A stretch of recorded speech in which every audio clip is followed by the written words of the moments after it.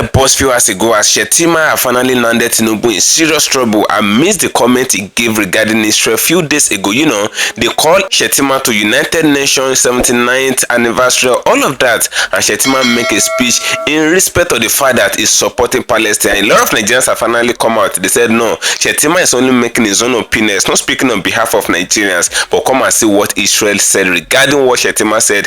Shettima have landed Tinubu in serious trouble at the moment now. Israel have finally said to set Nnamdi Kanu free and put their support for BIAFRA, and now they want to liberate BIAFRA on a particular day. So I'm gonna play you the full video now. You will see everything that the Israel Prime Minister said regarding Nnamdi Kanu and BIAFRA, and a lot of BIAFRA people have been jubilating since few hours ago. They be jubilating regarding the comment of the Israel Prime Minister because Shettima have landed Nigeria and Bola Ahmed Tinubu in serious trouble. So I'd like us to stay connected to the end of this video. If you can share this video, just do well to share it. Share the different streaming platforms, let it go viral, and if you can share it, just like it as you're watching it, like it, give it a thumb up so that YouTube will recommend for us. Just stay connected. I'm coming back again. Welcome you back to LAJUPOG Watch TV. I don't have bad news for you today. The home of religious gossip. But you should leave the fight for Mohammed. What is happening in the Christendom? Join now to make sense with LAJUPOG. Hello my great and wonderful viewers, welcome back to LAJUPOG Watch TV.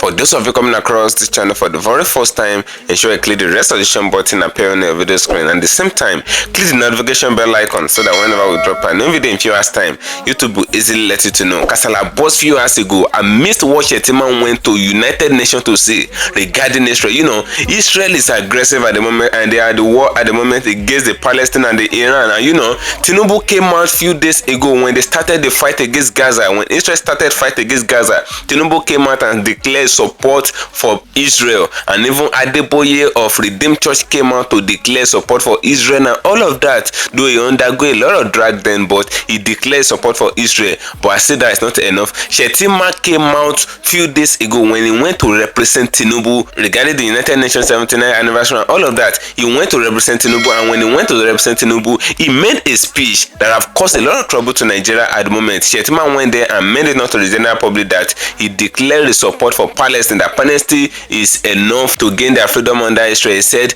Palestine is due to have their own freedom, that they are entitled to their freedom under Israel, that Nigeria is supporting Palestine and all of that. And now Tinubu declared support for Israel. Shettima went again to declare support for Palestine. Now Israel are raging at the moment. The Prime Minister of Israel have finally come out to shake table. Shettima have landed Tinubu in serious trouble now. Now Israel is now withdrawing everything from Nigeria, even US that is supporting Israel, because US never play with Israel.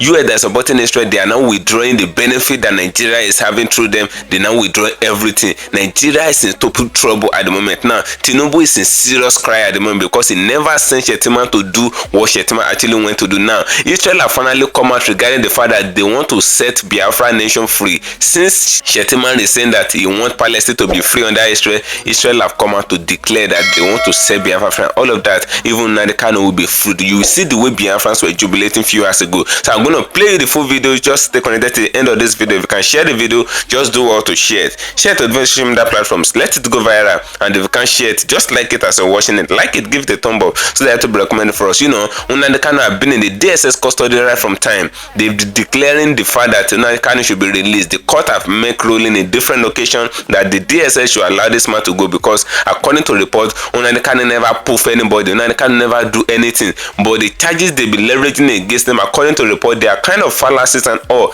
Now they said Nnamdi Kanu should be released, but the DSS, whenever the court made their ruling, the DSS will never listen to the ruling of the court. They will not listen to the court order. They listen to some political elite that are on the ground according to report. So by so doing, they never allow Nnamdi Kanu to go. And Nnamdi Kanu came out regarding the insecurity that is ravaging the Biafra and all of that, the eastern part of Nigeria, because according to report, insecurity insecurity have become the game of the day in the eastern part of Nigeria. Nnamdi Kanu came out in court and made it known to the general public that in the insecurity that is taking place in the eastern part of Nigeria, that it is the political elites in Nigeria that are eating from the insecurity, the kidnapping, the robbery, the banditry, and the terrorism, and all of that. He said it is the political elite that are responsible for it because, according to Nnamdi Kanu, he said they reap some financial dividends from there. That is why he did not want the insecurity to stop, because he knows that if they should release him from the DSS custody back to the Biafra land, in 1 minute the insecurity will stop. That was what Nnamdi Kanu said, and I said that is not enough. The insecurity still even persists till today. Now, Shettima went to the United Nations to go and make a speech, and this speech alone have caused Nigeria in serious mess. You can see what Israel and United Nations did to Nigeria a few days ago regarding the comment of Shettima. You know,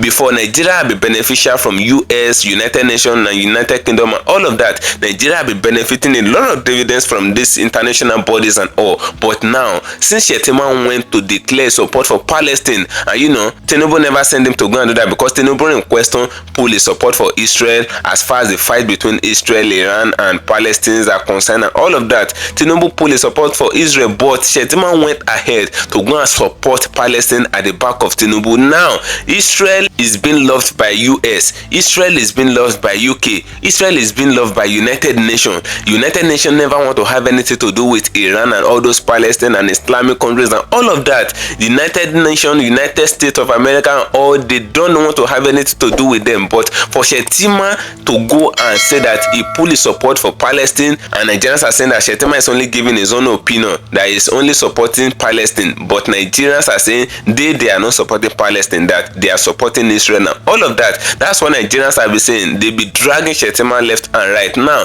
the dividends that Israel is distributing to African countries and all, that whenever they want to distribute it, Nigeria then will be at the front and all of that, because they consider Nigeria the giant of Africa. The last one they distributed after the comment of Shettima, they never put Nigeria there. It's not even that Nigeria is not in the front. They never included Nigeria in their dividends. Even the one that US did, they never put Nigeria, because they now giving Nigeria body languages, because they never expected Shettima to come to make that speech. Now, Israel are saying that since Biafra have been trying to liberate themselves under Nigeria and all of that, and Nigeria did not allow them to go on a separate journey to set up their own nation called Biafra Nation and all, and the same Nigeria government representative Shettima came out and began to say that Palestine deserves freedom from Israel and all of that. Now, Israel are saying that they will make sure that Biafra will go, that there's nothing that Nigeria can do. Biafra will be separated and Kanu will be freed and all that. You will see you in this very video. I'm going to play you the full video. You will see things for yourself. So I'd like us to stick like this to the end of the video. If you can share it, just share it. If you can't share it, just like it. Shettima have landed Nigeria in big trouble. He have landed Tinubu in serious trouble. Just stay connected.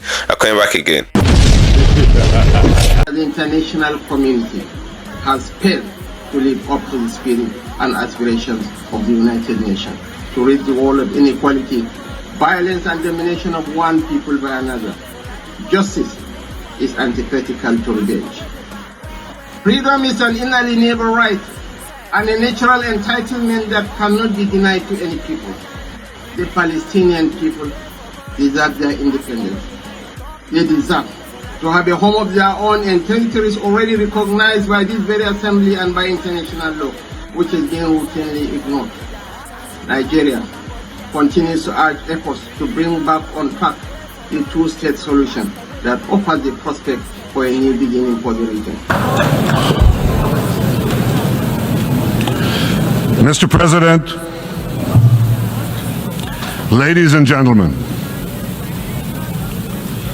I didn't intend to come here this year. My country is at war, fighting for its life. But after I heard the lies and slanders leveled at my country by many of the speakers at this podium, I decided to come here and set the record straight.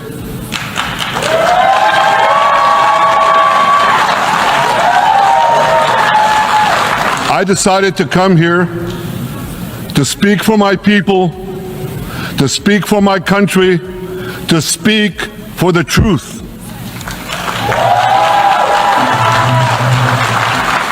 And here's the truth.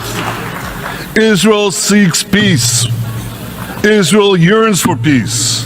Israel has made peace and will make peace again.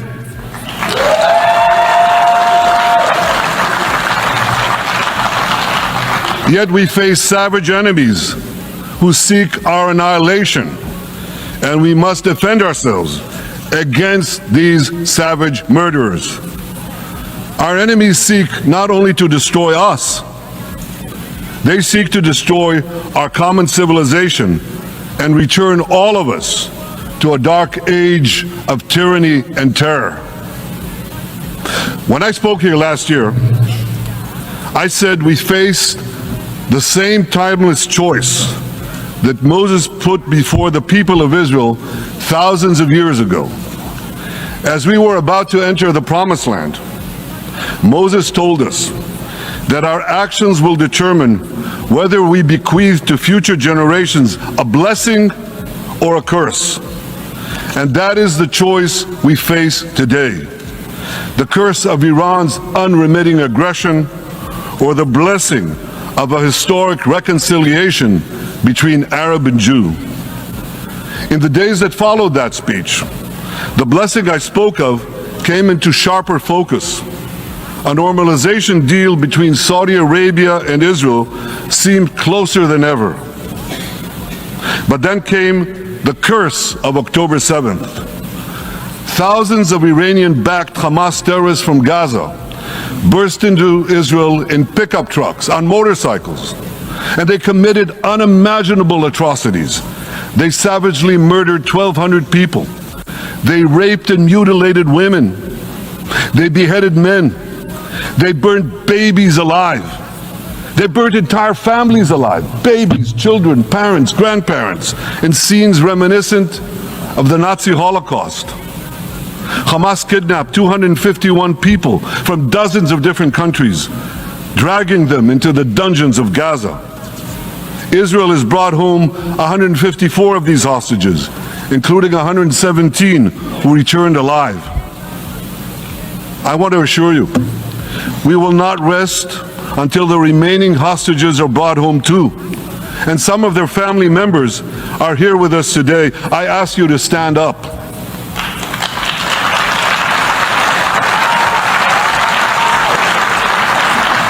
With us is Eli Stevie, whose son Idan was abducted from the Nova Music Festival. That was his crime. A music festival. And these murderous monsters took him. Kobe Smirno, whose son Jonathan was murdered, and his corpse was taken into the dungeons, into the terror tunnels of Gaza. A corpse held hostage. Salim al-Atrash, whose brother Muhammad, a brave Arab-Israeli soldier, was murdered. His body too was taken to Gaza. And so was the body of Ifat Hyman's daughter in Bar, who was brutally murdered at that same music festival. With us is Sharon Sharabi, whose brother Yossi was murdered, and who prays for his older brother Eli, who is still held hostage in Gaza. And with us too is Izhar Liftich from Kibbutz Nir Oz, a kibbutz that was wiped out by the terrorists. Thankfully, we achieved the release of his mother Yocheved, but his father Oded is still languishing in an underground terrorist hell of Hamas. I again promise you, we will return your loved ones home. We will not spare that effort until this holy mission is accomplished.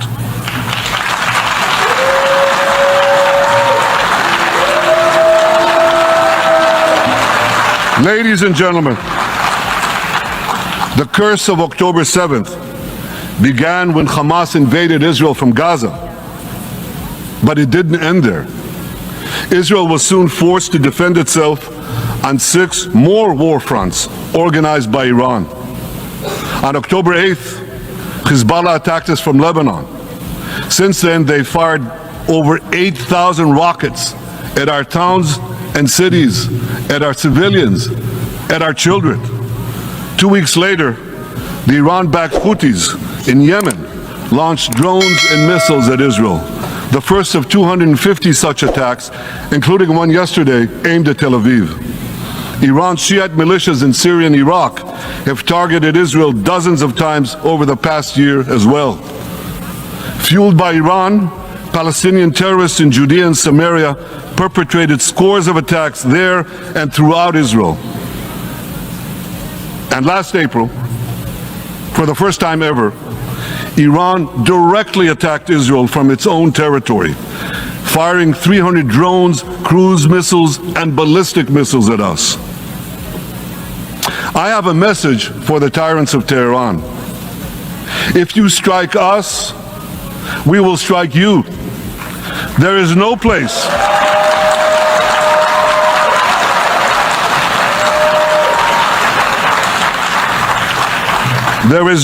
in Iran that the long arm of Israel cannot reach.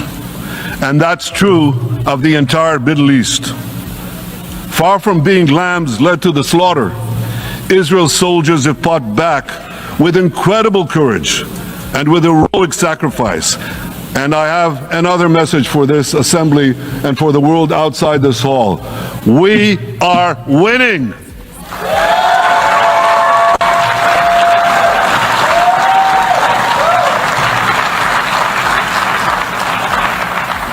Ladies and gentlemen, as Israel defends itself against Iran in the seven-front war, the line separating the blessing and the curse could not be more clear.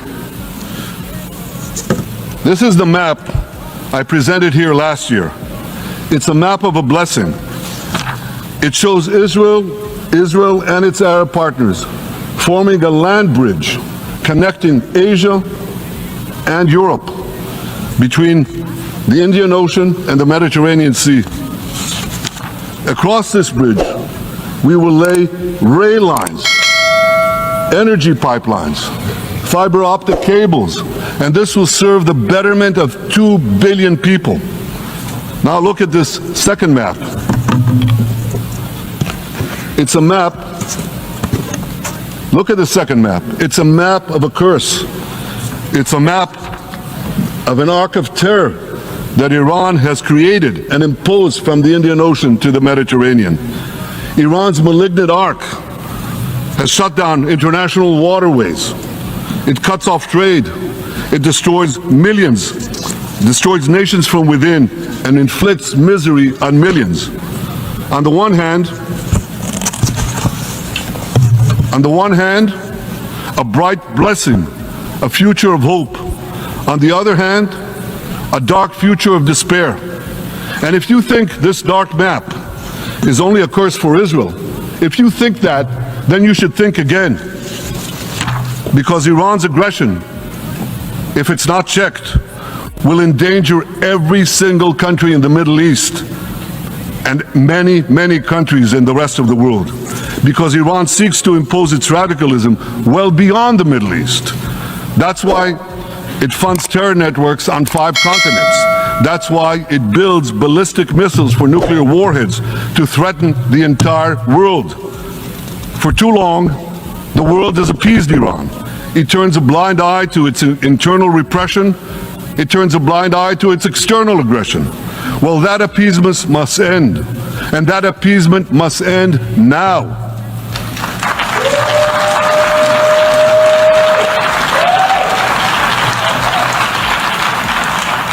Nations of the world should support the brave people of Iran who want to rid themselves of this evil regime. Responsible governments should not only support Israel in rolling back Iran's aggression, they should join Israel.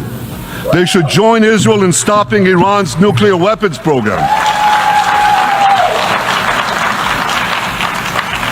In this body, in the Security Council, we're going to have a deliberation in a few months. And I call on the Security Council to snap back UN Security Council sanctions against Iran, because we must all do everything in our power to ensure that Iran never gets nuclear weapons.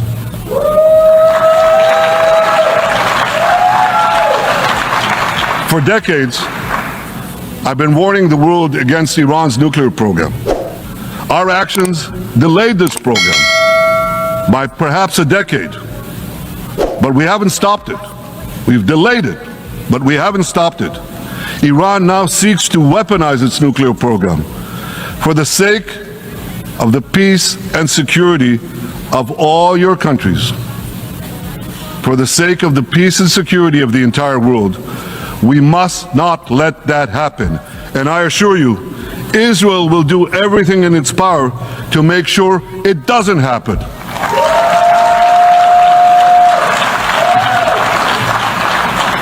So, ladies and gentlemen, the question before us is simple. Which of these two maps that I showed you will shape our future? Will it be the blessings of peace and prosperity for Israel, our Arab partners, and the rest of the world? Or will it be the curse in which Iran and its proxies spread carnage and chaos everywhere? Israel has already made its choice. We've decided to advance the blessing. We're building a partnership for peace with our Arab neighbors while fighting the forces of terror that threaten that peace. For nearly a year, the brave men and women of the IDF have been systematically crushing Hamas's terror army that once ruled Gaza. On October 7th, the day of that invasion into Israel, that terror army numbered nearly 40,000 terrorists. It was armed with more than 15,000 rockets. It had 350 miles of terror tunnels, an underground network bigger than the New York subway system, which they used to wreak havoc above and below ground. A year later, the IDF has killed or captured more than half of these terrorists, destroyed over 90% of their rocket arsenal, and eliminated the key segments of their terror tunnel network. In major military operations,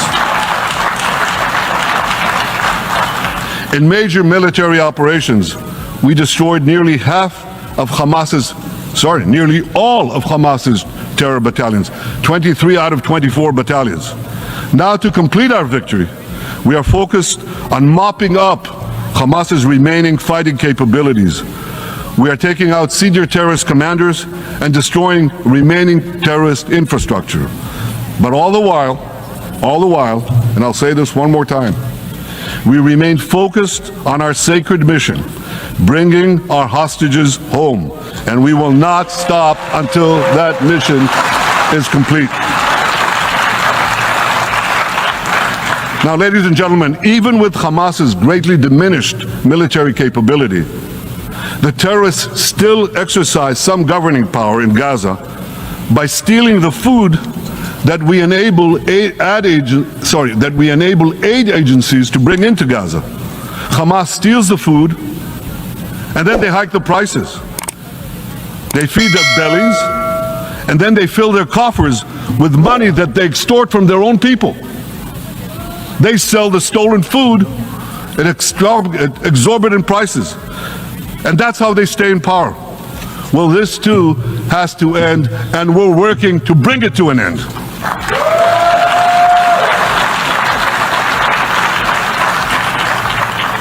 And the reason is simple. Because if Hamas stays in power, it will regroup, rearm, and attack Israel again and again and again, as it is vowed to do. So Hamas has got to go.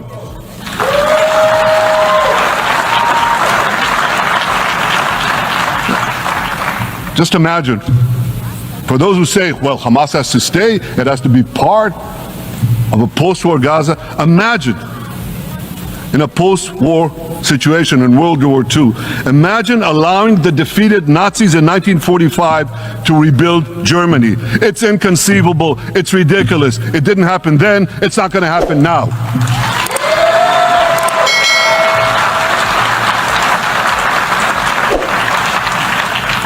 This is why Israel will reject any rule for Hamas in a post-war Gaza. We don't seek to resettle Gaza. What we seek is a demilitarized and de-radicalized Gaza. Only then can we ensure that this round of fighting will be the last round of fighting. We are ready to work with regional and other partners to support a local civilian administration in Gaza committed to peaceful coexistence. As for the hostages, I have a message for the Hamas captors. Let them go. Let them go. All of them. Those alive today must be returned alive, and the remains of those whom you brutally killed must be returned to their families. Those families here with us today, and others in Israel, deserve to have a resting place for their loved ones, a place where they can grieve and remember them. This war, ladies and gentlemen, this war can come to an end now. All that has to happen is for Hamas to surrender, lay down its arms, and release all the hostages. But if they don't, we will fight until we achieve victory, total victory. There is no substitute for it.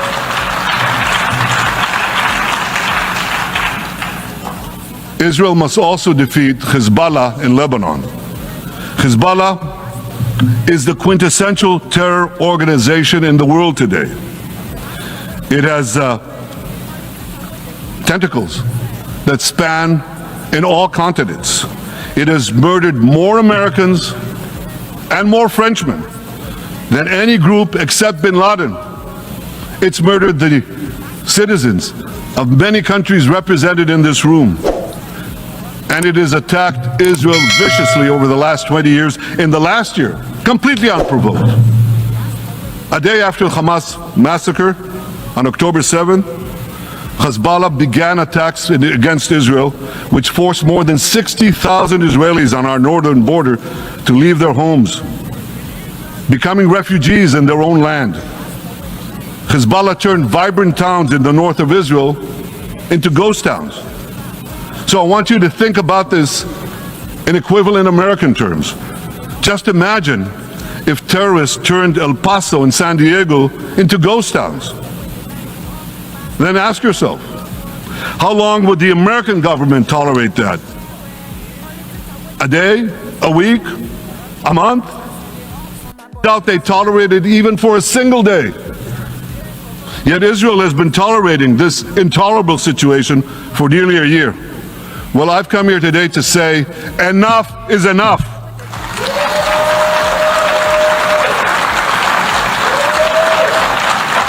We won't rest until our citizens can return safely to their homes. We will not accept a terror army perched on our northern border, able to perpetrate another October 7th style massacre. For 18 years, Hezbollah brazenly refused to implement UN Security Council Resolution 1701, which requires it to move its forces away from our borders. Instead, Hezbollah moved right up to our border. They secretly dug terror tunnels to infiltrate our communities and indiscriminately fired thousands of rockets into our towns and villages. They fire these rockets and missiles not from military sites. Not from that. They do that too. But they fire those rockets and missiles after they place them in schools, in hospitals, in apartment buildings, and in the private homes of the citizens of Lebanon. They endanger their own people. They put a missile in every kitchen, a rocket in every garage. I said to the people of Lebanon this week, get out of the death trap that Hezbollah has put you in. Don't let Nasrallah drag Lebanon into the abyss. We're not at war with you. We're at war with Hezbollah, which has hijacked your country and threatens to destroy ours. As long as Hezbollah chooses the path of war, Israel has no choice, and Israel has every right to remove this threat and return our citizens to their homes safely. And that's exactly what we're doing.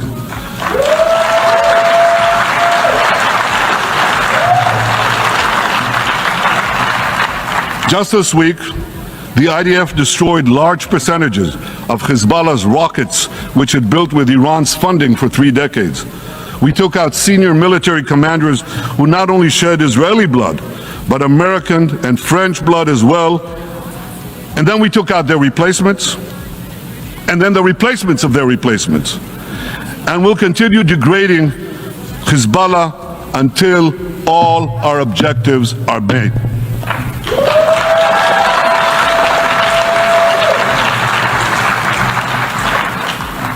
Ladies and gentlemen, we're committed to removing the curse of terrorism that threatens all civilized societies. But to truly realize the blessing of a new Middle East, we must continue the path we paved with the Abraham Accords 4 years ago. Above all, this means achieving a historic peace agreement between Israel and Saudi Arabia.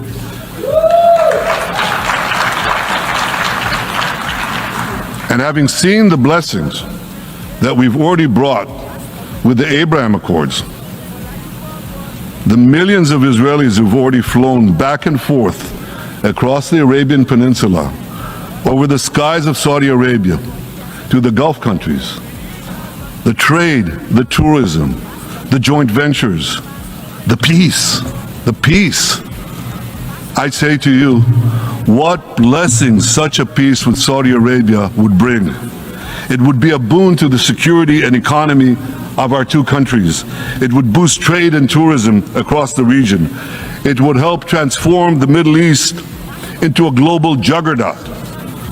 Our two countries could cooperate on energy, water, agriculture, artificial intelligence, and many, many other fields. Such a peace, I'm sure, would be a true pivot of history. It would usher in a historic reconciliation between the Arab world and Israel, between Islam and Judaism, between Mecca and Jerusalem. While Israel is committed to achieving such a peace, Iran and its terror proxies are committed to scuttling it. That's why one of the best ways to foil Iran's nefarious designs is to achieve the peace. Such a peace would be the foundation for an even broader Abrahamic alliance. And that alliance would include the United States, Israel's current Arab peace partners, Saudi Arabia, and others who choose the blessing of peace. It would advance security and prosperity across the Middle East and bring enormous benefits to the rest of the world. With American support and leadership, I believe this vision can materialize, and much sooner than people think. And as the Prime Minister of Israel, I will do everything in my power to make it happen. This is an opportunity that we and the world should not let go by.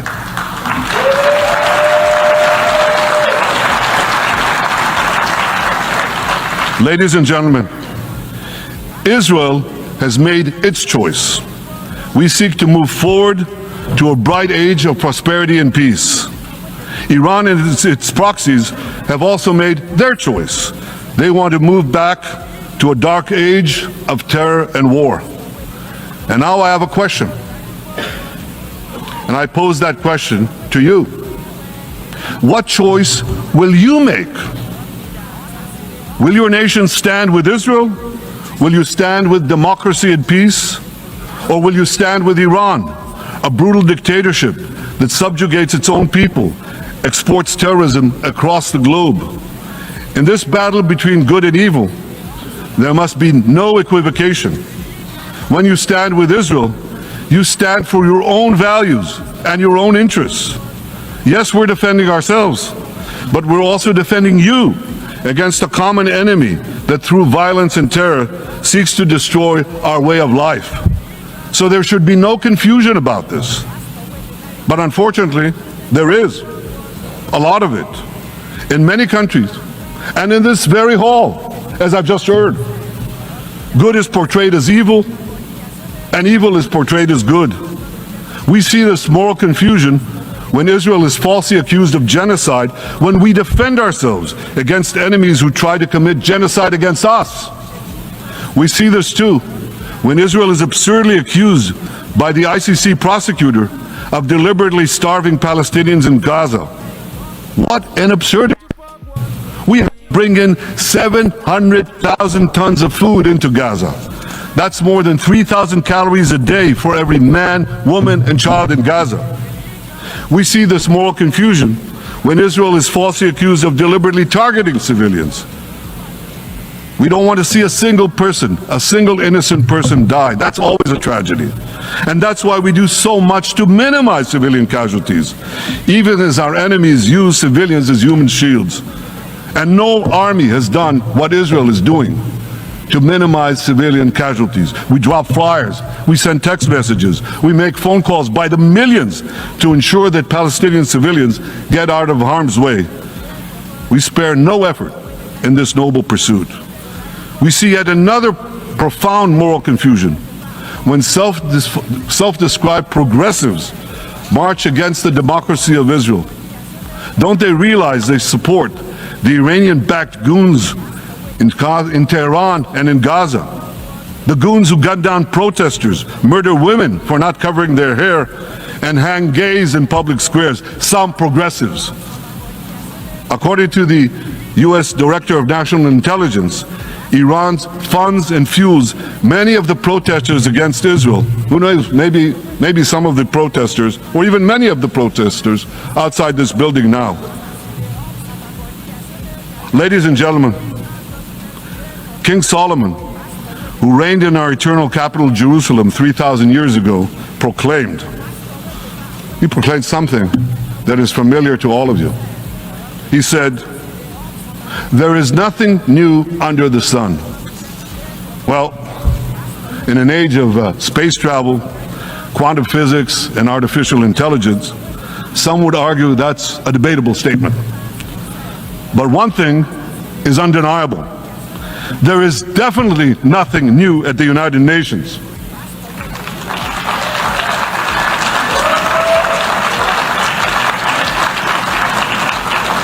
Take it from me, I first spoke from this podium as Israel's ambassador to the UN in 1984. That's exactly 40 years ago. And in my maiden speech here, I think it's the same podium, by the way. In my maiden speech here, I spoke against a proposal to expel Israel from this body.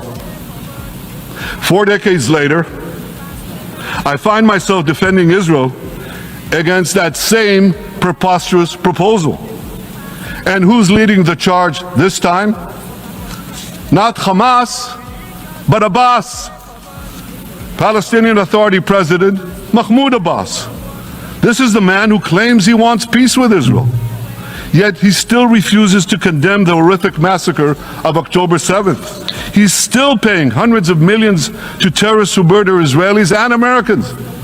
It's called pay for slay. The more you murder, the more you get paid. And he still wages unremitting diplomatic warfare against Israel's right to exist and against Israel's right to defend itself. And by the way, they amount to the same thing. Because if you can't defend yourself, you can't exist. Not in our neighborhood, certainly, and maybe not in yours. Standing in this podium 40 years ago, I told the sponsors of that outrageous resolution to expel Israel, "Gentlemen, check your fanaticism at the door." Today, I tell President Abbas and all of you who would shamefully support that resolution, check your fanaticism at the door. The singling out of the one and only Jewish state continues to be a moral stain on the United Nations. It has made this once respected institution contemptible in the eyes of decent people everywhere. But for the Palestinians, this UN House of Darkness is home court. They know that in this swamp of anti-Semitic bile, there's an automatic majority willing to demonize the Jewish state on anything. In this anti-Israel flat earth society, any false charge, any outlandish allegation can muster a majority. In the last decade, there have been more resolutions passed against Israel in this hall at the UN General Assembly than against the entire world combined. Actually, more than twice as many. Since 2014, this body condemned Israel 174 times. It condemned all the other countries in the world 73 times. That's more than 100 extra condemnations for the Jewish state. What hypocrisy, what a double standard, what a joke. So the UN's hostility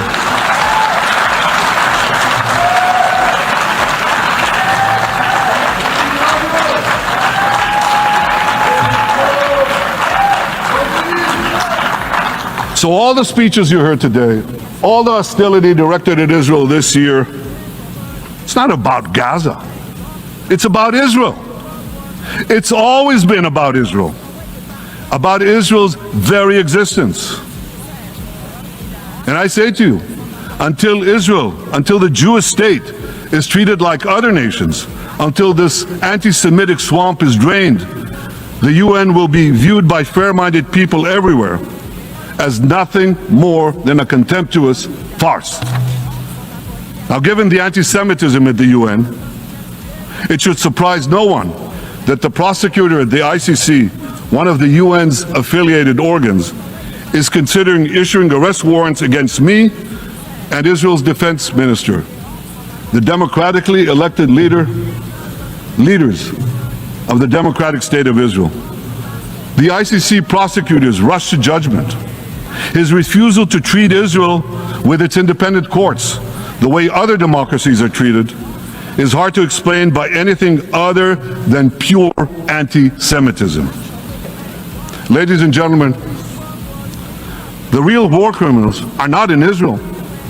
They're in Iran. They're in Gaza, in Syria, in Lebanon, in Yemen. Those of you who stand with these war criminals, those of you who stand with evil against good, with a curse against the blessing, those of you who do so should be ashamed of yourselves.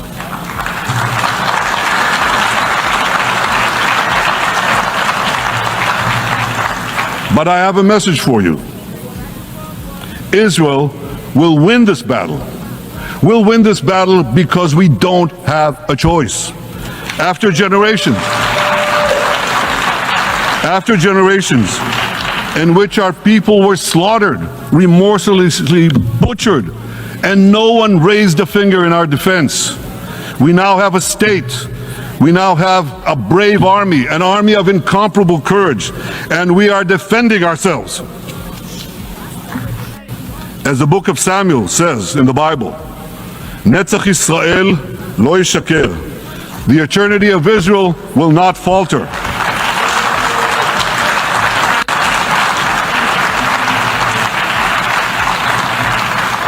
In the Jewish people's epic journey from antiquity, in our odyssey through the tempests and upheavals of modern times, that ancient promise has always been kept. Thank you for staying connected, my great and wonderful viewers. You can hear what the Israel Prime Minister said in this very video. You can see everything that was said. You can see the way this man actually analyzed everything. According to him, he said he's coming here to set the record straight because according to the Israelite people, they said Gaza have been a terrorist group and they see Gaza as a terrorist group because Gaza have been terrorizing a lot of Israelites, staying around the province and all of that. They be poofing a lot of Israel people. They be doing all manner of things, all manner of atrocities is being committed, and now it is the same Palestine that someone from Nigeria in the name of the vice president who went to support in the United Nations. The Shettima think that it is the way they do their shenanigans and their criminality in Nigeria. Did they think that that's the same way that they're doing it in the United Nations? Now, the dividends that United Nations usually distribute to Nigeria and some other African countries, in the recent time after Shettima made that speech on pulling in support for Palestine and all, after Shettima made that speech on behalf of Nigeria, United Nations or United States wanted to distribute some palliatives and all to the African government and all. They excluded Nigeria. It's not that they forget Nigeria. They removed Nigeria. They said Nigeria is not going to be included, and now they season a lot of Nigerian properties in US now and even in United Kingdom and United Nations. They season a lot of Nigerian government properties and all, and this have never happened before. But after the comment of Shettima, a lot of irregularities begin to happen now. A lot of debt that Nigeria actually got themselves into. Nigeria borrow a lot of money as at now. The loan of Nigeria, the debt of Nigeria is around 80-something trillion naira. It's even more than that. It's more than 80-something trillion naira now. Nigeria have been doing debt pardon. There is what is called debt pardon. Nigeria, whenever they borrow some money in some certain places, they will do debt pardon. They will pardon them. They will remove the debt. If it is 5 trillion naira, they will remove it. They won't add it to the debt of Nigeria again. And in many cases, Nigeria will be doing debt pardon and they be forgiving Nigeria. They remove the debt without Nigeria paying.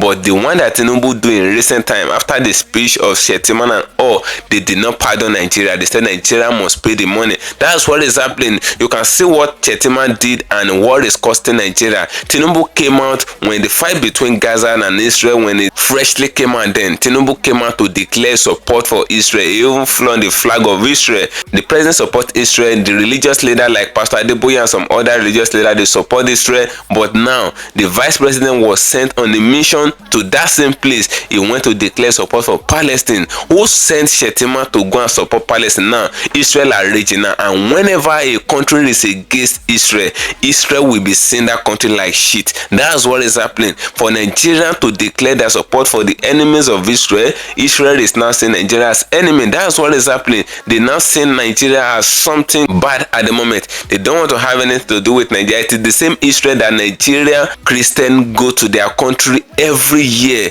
to go and visit where Jesus Christ is being laid, to go and visit where Jesus Christ is being crucified, and all of that. They go on different tours in Israel now. Can Nigerians actually go to Israel again with this statement that Shettima want to make on behalf of Nigeria in United Nations in support of Palestine? Can Nigeria go to Israel again? Is there anything that Nigeria is benefiting from Palestine? That's a question that a lot of Nigerians are actually asking. They said we should forget about the fact that Israel is this, Israel is that in the Bible. They said Israel is having a lot of good things that they do into Nigeria, unlike Palestine, that Nigeria is not benefiting anything. And Shettima is going out there to go and support Palestine. A lot of Nigerians are saying Shettima support Palestine because it's an Islamic country, because they believe that Shettima is a religious bigot and they have this religious sentiment and all of that. That is why it's putting in support for Palestine and all of that. Even despite the atrocities that the Palestinians, according to the Israel Prime Minister, you can hear him speaking in this very place. According to the Israel Prime Minister, he listed out many of the agitations that have been leveraged against the Palestinians, all of that. And someone in Nigeria is saying that they support the Palestinians. Now, Israel are saying that they will support Biafra. Since Shettima is saying that Palestine deserve freedom, they said Biafra to deserve freedom in Nigeria. That's what they say. Now, the Nigerian government that did not want Nnamdi Kanu to be released and did not want Biafra to go, did they have any choice now? Is Nigeria as powerful as Israel? If Israel should come in full force to put their support for the Biafra people and all of that, will Nigeria government be able to stop that? That's a question that a lot of people are actually asking. Since Nigeria know that they are not as powerful as Israel, Israel is one of the world power, why is it that Shettima is speaking against that same country? That's a question that they're asking. And Nnamdi Kanu's question is the support of Israel. He love Israel so much, and the Biafra people, they love Israel so much. 99% of the Igbo people, the eastern people of Nigeria, they are Christians. They love Christianity. You have less Islamic people in the eastern part of Nigeria. Now, the eastern part of Nigeria, the Biafra people, they put in their support for Israel, and Israel is finally ready to put their support for them. Now, drop a opinion in the comment section of this video regarding the comment that Shettima went to make on the Gaza and Israel fight and all of that. Drop your opinions. I'm gonna educate and that under for you, and share, follow me on my social media handles on Facebook at LIBERATE TV and Intermittent on Instagram at LAJUPOG. Guess what, guys? See you in my next video. Bye for now. I see the hot for my body, I say make I yarn you. Religious gossip plenty day for body. Pastor with the line on top, be pastor for LAJUPOG Watch TV. Pastor with the back, where politician with the do pass himself. Corrupt leader, all the while you waiting for church. All as LAJUPOG Watch TV.